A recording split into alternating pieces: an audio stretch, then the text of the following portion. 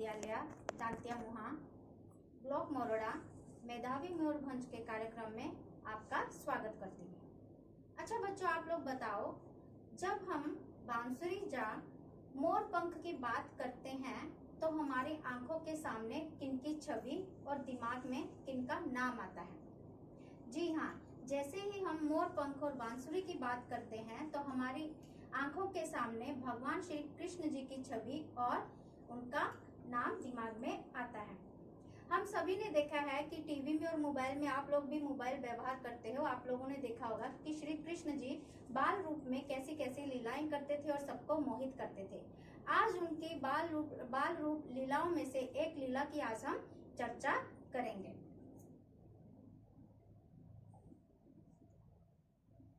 आज का हमारा विषय है सूरदास के पद। सूरदास के पद पढ़ने से पहले हम लोग हिंदी साहित्य की तरफ थोड़ा चलेंगे। हिंदी साहित्य जो है उसको 4 भागों में विभाजित किया गया है। पहला है आदिकाल, जिसे वीर गाथा काल भी कहा जाता है, और दूसरा काल है भक्ति काल, और तीसरा है रीतिकाल, और चौथा है आधुनिक काल। सूरदास जी जो थे वो भक्ति काल के कवि थे। अभी थोड़ी सी रोशनी डालेंगे भक्ति काल पर। भक्ति काल को 2 शाखाओं में बांटा गया है। पहली शाखा है निर्गुण भक्ति धारा, जो कि निराकार ईश्वर की प्रार्थना करते थे। निर्धन आकार मतलब वो आत्मा और परमात्मा के मिलन को ही मानते थे, वो मूर्ति पूजा के विरोध में थे। इस काव्य के इस शाखा की 2 शाखाएं हैं, ज्ञान मार्गी शाखा और प्रेम मार्गी शाखा। ज्ञान मार्गी शाखा के अंतर्गत कबीर दास जी और प्रेम मार्गी शाखा में मलिक मोहम्मद जैसी।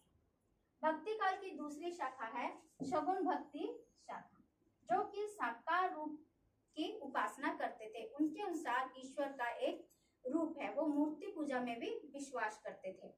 साकार सगुण भक्ति शाखा में राम भक्ति शाखा, जिसके सुप्रसिद्ध कवि तुलसीदास जी हैं, जिन्होंने हिंदी साहित्य के हिंदुओं के महान ग्रंथ रामचरितमानस की रचना की है। और दूसरी शाखा है कृष्ण भक्ति शाखा, जिसके सुप्रसिद्ध कवि है सूरदास जी। सूरदास जी कृष्ण भक्ति शाखा के प्रसिद्ध कवि, जिन्होंने बाल कृष्ण की बाल रूप की लीलाओं का वर्णन किया है, और उन्होंने वात्सल्य रस का भी वर्णन किया है। वात्सल्य रस क्या है? वात्सल्य रस जो है एक शिशु का माँ के प्रति प्रेम। जो वात्सल्य शब्द है जो वत्स से आया है, जिसका अर्थ है एक बछड़ा। तो जैसे एक गाय अपने बछड़े के प्रति प्यार व्यक्त करती है, उसी तरह माँ अपने शिशु के प्रति प्यार प्रकट करती है। सूरदास जी ने जैसा वर्णन हिंदी साहित्य में किया है, वैसा वर्णन कोई भी कवि नहीं कर पाया है। तो चलिए अभी चलते हैं, सूरदास जी के चित्र देखते हैं। ये है सूरदास जी।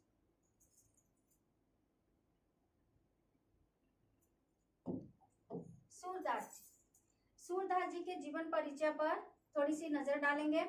सूरदास जी का जन्म 1478 ईस्वी में दिल्ली के पास सिही नामक गांव में एक ब्राह्मण परिवार में हुआ था। सूरदास जी के गुरु वल्लभाचार्य जी थे, जो कि अष्टशाप के सर्वश्रेष्ठ कवि थे। अभी अष्टशाप क्या था? भक्ति काल में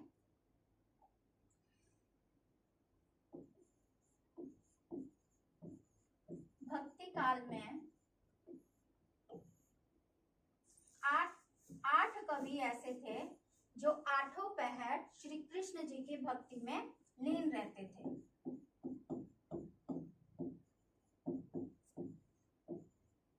कृष्ण जी की भक्ति में लीन रहते थे, उन्हें अष्टशाप की उपाधि दी गई थी, और सूरदास जी भी अष्टशाप कवियों में महत्वपूर्ण प्रमुख कवि थे।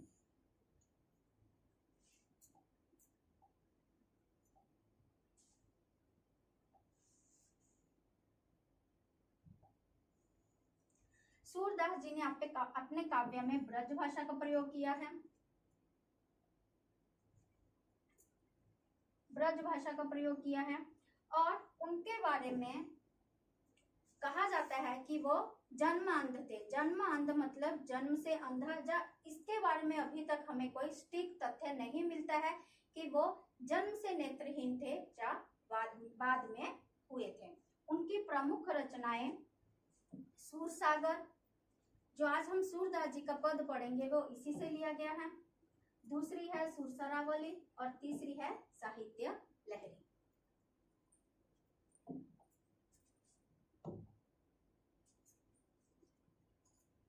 देखिए बच्चों, इस चित्र की ओर देखिए कैसे कृष्ण जी क्या है, गुस्से में लाल है। वो अपनी मैया जशोदा से कुछ कह रहे हैं। वो क्या कह रहे हैं अभी हम आगे देखेंगे। सूरदास जी के पद, मैया मोही दाऊ बहुत खिंचायो। चलिए पद की तरफ चलते हैं। मैया मोही दाऊ बहुत खिंचायो, मोसो कहत मोल को लीनो, तू जसुमती कब जायो। कहा कहो एही रिसके मारे, खेलन को नहीं जात, पुनि पुनि कहत कौन है माता, कौन है तेरो तात। गोरे नंद जसोदा गोरी, तू कत श्याम शरीर, चुटकी दे दे हसत गवाल सब, सिखे देते बलबीर। तू मोही को मारन सीखी, दाऊ कबू ना खींचे, मोहन मुख रिसकी ये बातें, जसुमती सुनी सुनी रीझे। सुनो कहना बलभद्र जवाई, जन्मत ही को धूत, सूर श्याम मोहि गोदन की सो, हो माता तू पूत। अभी चलते हैं नए शब्दों की तरफ चलते हैं। मैया, मैया, मैया का अर्थ है माँ। मैया मोही, मोही मतलब मुझे। मैया मोही दाऊ बहुत खिजायो, दाऊ मतलब बड़ा भाई।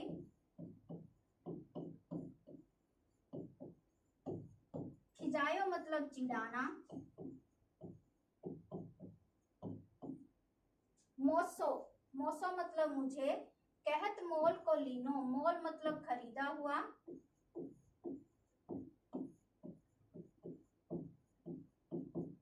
मोल को लीनो मतलब लेना। तू जसुमती कब जायो, जायो का अर्थ है जन्म देना,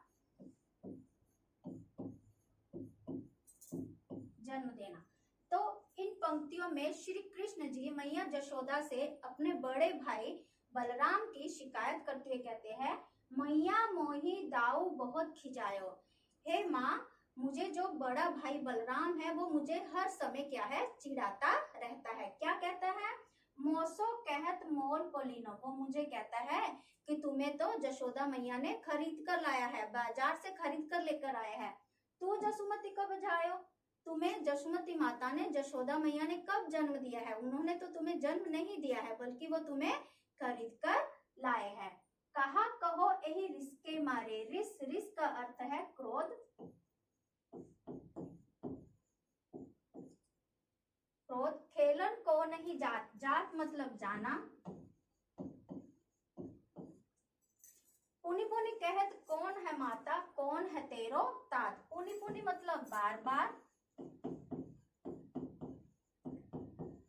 कौन है माता, कौन है तेरो तात, तात अर्थ है पिता। तो श्री कृष्ण जी जशोदा मैया से अपने भाई की शिकायत करते हुए कहते हैं, माँ वो मुझे बार बार उन्हीं की यही बातें सुनकर मुझे क्रोध आता है और जिस कारण मैं खेलने नहीं जाता हूँ। पुनि पुनि कहत कौन है माता, वो बार बार मुझसे यही सवाल पूछते हैं कि तुम्हारी माता कौन है, कौन है तेरो तात, और तुम्हारे पिता कौन है। गोरे नंद जसोदा गोरी, तू कत श्याम शरीर। और वो मुझे मेरे सखा के सामने ये कहते हैं कि नंद बाबा तो गोरे हैं, जशोदा मैया तो गोरी है, तो फिर तुम कैसे सांवले पैदा हो गए।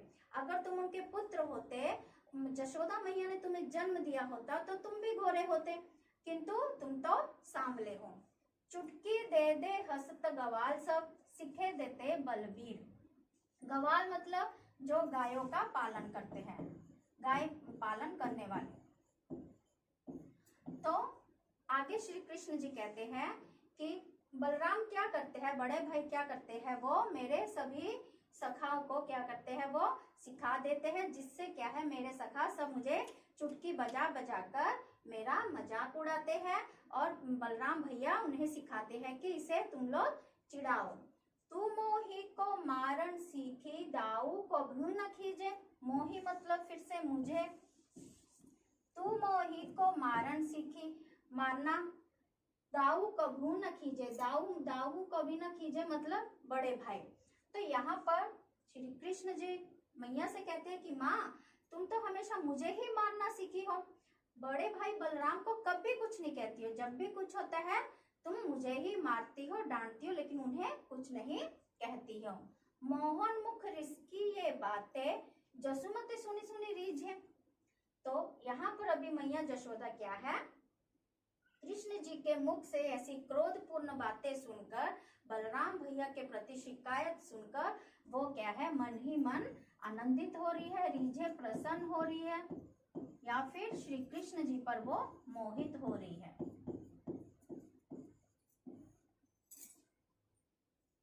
सुनो कान्हा बलभद्र चबाई जनमत ही को धूत।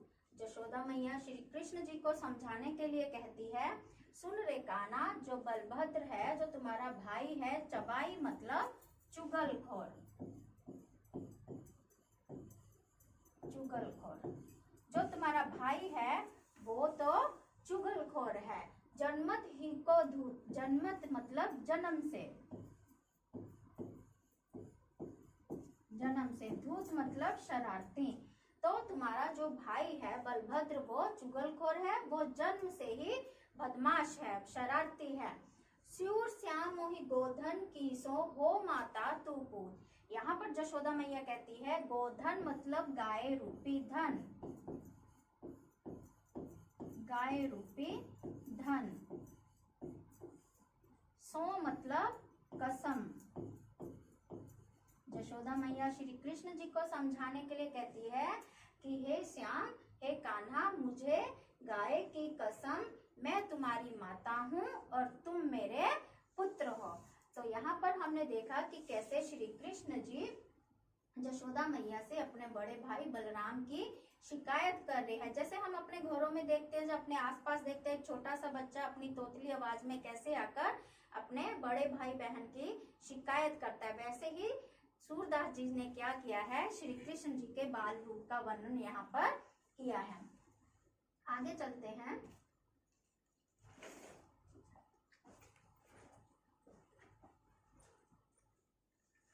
शब्दार्थ हम व्याख्या कर चुके हैं, जो नए शब्द है उनके बारे में अभी हम चर्चा कर चुके हैं। इस पद को हम सरल रूप में करने के लिए 3 भागों में बांट सकते हैं। जैसे कि कृष्ण की शिकायत, पहले में क्या है, श्री कृष्ण जी मैया जशोदा से शिकायत करते हैं कि जन्म नहीं दिया है, बलराम उन्हें चिढ़ाते हैं। फिर बाजार से खरीदा हुआ कहते हैं, नंद बाबा और जशोदा मैया गोरी है और तू क्यों सांवला है। और दूसरे में माता से उलाना, वो क्या कहते हैं कि बलराम की बातें सुन सुनकर जो गवाल बाल है वो भी चुटकी बजा बजा कर उन्हें चिढ़ाते रहते हैं। और फिर कहते हैं श्री कृष्ण जी की माँ, सिर्फ तुमने मुझे ही पीटना सीखा है, किंतु बलराम भैया को कभी कुछ नहीं कहती हो। और जशोदा माँ क्या कहती है उनको समझाने के लिए, श्री कृष्ण जी के मुख से क्रोधपूर्ण बातें सुनकर जशोदा माँ मन ही मन प्रसन्न होती है, उनको श्री कृष्ण जी पर प्यार आता है और वो कहती है कि जो बलराम है वो चुगलखोर है, वो जन्म से ही शरारती है। मुझे गायों की कसम, मैं तुम्हारी माता हूँ और तुम मेरे पुत्र हो। अभी देखते हैं कि आप लोगों को कितना समझ लगा है, थोड़े प्रश्न उत्तर करेंगे। बाल कृष्ण माता जशोदा से किसकी शिकायत कर रहे हैं? अभी हमने पढ़ा पहली पंक्ति में कृष्ण जी किसकी शिकायत कर रहे हैं? अपने बड़े भाई बलराम की शिकायत कर रहे हैं। क्या करते हैं कि वो उन्हें बार बार चिढ़ाते हैं। दूसरे प्रश्न की तरफ चलते हैं। बलराम कृष्ण को क्या कहकर चिढ़ाते हैं? क्या कहकर चिढ़ाते हैं कि जशोदा मैया ने क्या है, कृष्ण को जन्म नहीं दिया है, बल्कि बाजार से खरीद कर लाया गया है। क्योंकि वो क्या तर्क देते हैं कि जशोदा मैया गोरी है और नंद बाबा भी गोरे हैं, तो फिर कृष्ण कैसे सांवला पैदा हो गया? अगर वो संतान होता तो वो क्या होता, वो गोरा पैदा होता। तीसरा प्रश्न है, श्री कृष्ण की क्रोध भरी बातें सुनकर माता जशोदा की क्या प्रतिक्रिया होती है। तो माता जशोदा जब श्री कृष्ण जी की बातें सुनते हैं, उन्हें उन पर कृष्ण जी पर क्रोध नहीं आता, बल्कि उन्हें उन पर प्यार आता है। वे उनकी बातें सुनकर मन ही मन प्रसन्न होती रहती है। चौथा प्रश्न है, माता जशोदा कृष्ण को विश्वास दिलाने के लिए किसकी कसम खाती है। जशोदा मैया श्री कृष्ण जी को यह विश्वास दिलाने के लिए कि मैं तुम्हारी माता हूँ और तुम मेरे पुत्र हो, तो वो किसकी कसम खाती है, गाय की कसम खाती है। क्योंकि गांव में हम देखते हैं कि जो गाय और खेत क्या है, उनका अमूल्य धन होता है, तो इसीलिए जशोदा माँ क्या है, गाय की कसम खाती है कि मैं तुम्हारी माता हूँ और तुम मेरे पुत्र हो। अभी चलेंगे थोड़े एमसीक्यू की तरफ। बहुविकल्पीय प्रश्न देखेंगे।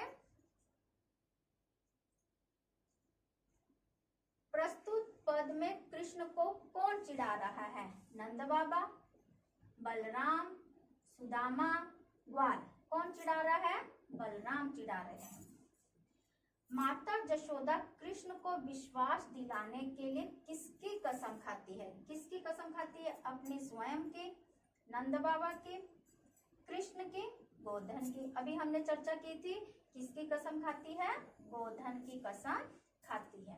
तीसरा प्रश्न है, पद में प्रयुक्त चबाई शब्द का अर्थ क्या है।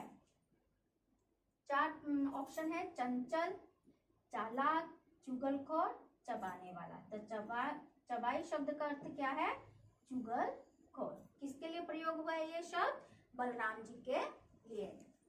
नेक्स्ट प्रश्न है, बच्चों आप जो अगला प्रश्न है उस प्रश्न को ध्यान से देखिए। माता का समानार्थी शब्द नहीं है। यहाँ पर प्रश्न किया गया है कि माता का समानार्थी शब्द नहीं है।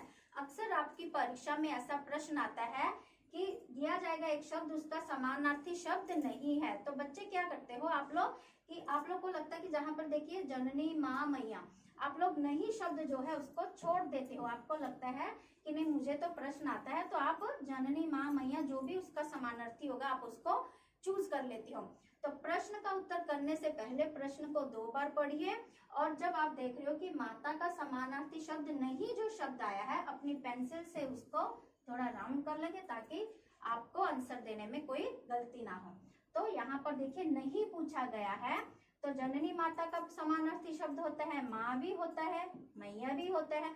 तो यहाँ पर हमारे पास बच गया है जनक। तो जनक का अर्थ क्या होता है, पिता। तो उसी हिसाब से हमारा उत्तर क्या होना चाहिए, माता का समानार्थी शब्द नहीं है जनक। इसका सही उत्तर आएगा जनक। अगली प्रश्न की तरफ चलते हैं। ग्वालों को कौन सिखा देता है, जशोदा माँ, बलराम, नंद बाबा, राधा। कौन सिखाता है ग्वालों को, बलराम सिखा देते हैं।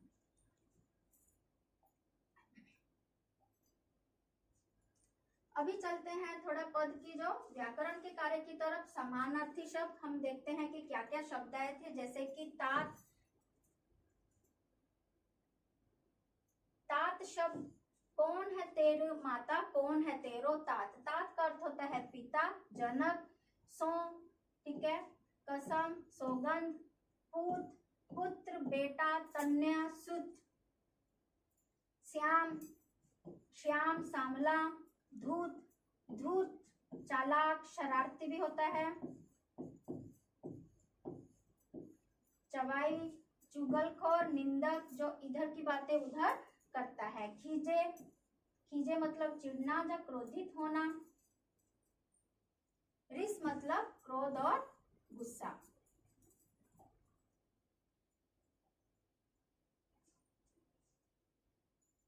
अभी हमने देखा कि पद में कुछ शब्द आए हैं जो तत्सम से हम कैसे अभी तद्भव से तत्सम रूप उसका करेंगे। मोल, मोल का क्या आएगा, मूल्य, मोल का मूल्य, सौ का शपथ, पूत का पुत्र, धूत का धुत्र, मैया का माता या फिर मात्र, खिजायों का शुद्ध करना या क्रुद्ध करना, किसी को गुस्सा दिलाना, गैया, गो या धेनु।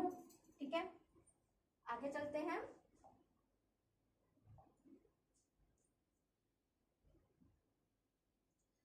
पद में जैसे कुछ शब्द आए थे, कौन है तेरो माता, कौन है तेरो तात। तो माता, अभी हम चलेंगे व्याकरण की तरफ, शब्दों के लिंग बदलेंगे। माता, माता का लिंग क्या आएगा, पुल्लिंग क्या आएगा, पिता।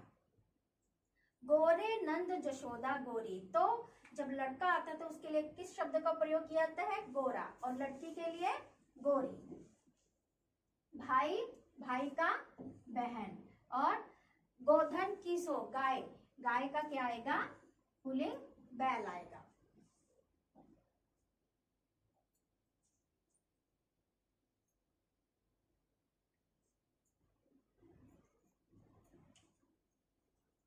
अभी बारी आ गई है गृह कार्य की।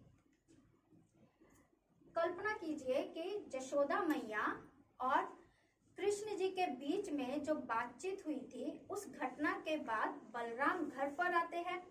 तो बलराम और जशोदा मैया के बीच में क्या बातचीत हुई होगी, उसको आप अपनी कल्पना के हिसाब से लिख कर लेकर आइए। जैसे यहाँ पर मैंने एक उदाहरण दी है, सपोज करो यहाँ पर आप कल्पना कीजिए कि बलराम घर पर आए और जशोदा मैया उनसे क्या कहती है, अरे ओ दाऊ, तू मेरे छोटे कान्हा को क्यों सताता है। उसने रो रो कर घर सिर पर उठा लिया है। तो बलराम क्या कहते हैं हंसते हुए, मैया मैं तो मजाक कर रहा था। ठीक है, तेरा कान्हा बात बात पर रूठ जाता है। तो आप लोगों को मैंने ये एक उदाहरण दी है कि किस तरह आप अपनी कल्पना के हिसाब से लिख के लाइए कि बलराम और जशोदा मैया के बीच में क्या बातचीत हुई होगी। और दूसरा आपका गृह कार्य है वाक्य प्रयोग। जैसे कि पद में से कुछ शब्द लिए गए हैं, उनको आपको वाक्य के रूप में प्रयोग करना है। जैसे शब्द है भाई,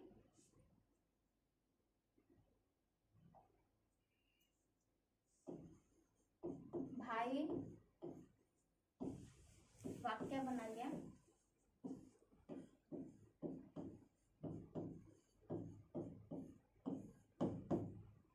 पहला शब्द है भाई, दूसरा है गुस्सा, तीसरा है पुनी पुनी,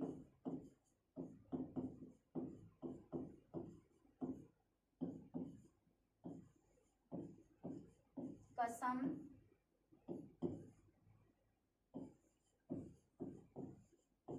मैया आदि। तो आप लोगों को क्या करना है, इन शब्दों का प्रयोग करके वाक्य बनाना है।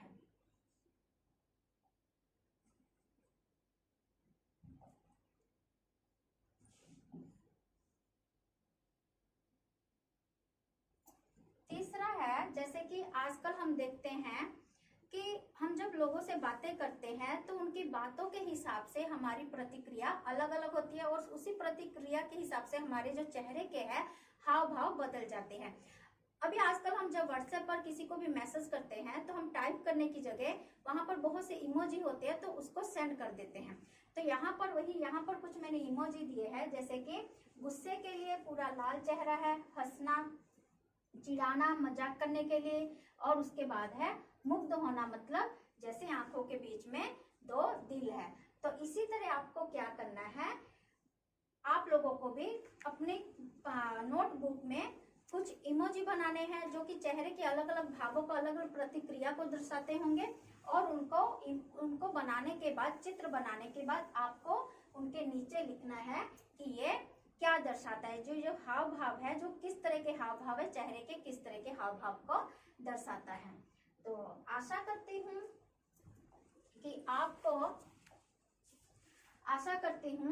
आपको आज की कक्षा में जो सूरदास जी का प्रथम पद पढ़ाया गया है वो आसानी से समझ लग गया होगा। साहित्य वही है जो हृदय को छू ले, सूरदास जी का काव्य साक्षात प्रेम और वात्सल्य का सागर है। धन्यवाद।